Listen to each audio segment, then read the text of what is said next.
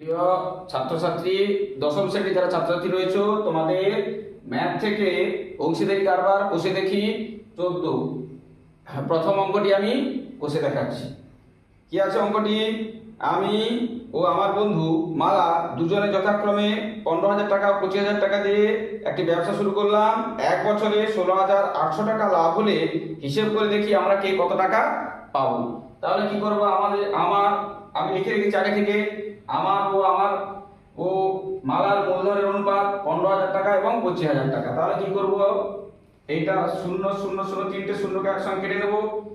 5 3 15, 5 5 25। তাহলে মোট অনুপাত এখানে কি হবে? 3 + 5 = 8। এখানে কি দাঁড়ালো? 3:5।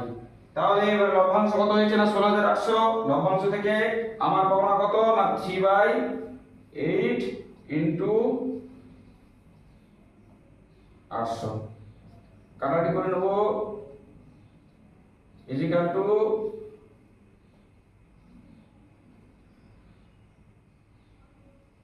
6,300 টাকা।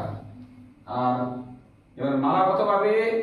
না 5/8 * 16,800। এটাও কাটাকাটি করে নেব। 2,100 = 5 0 0 5 0 0 5 1 5 5 2 10। তাহলে 10,500। এটা হচ্ছে 6,300 টাকা।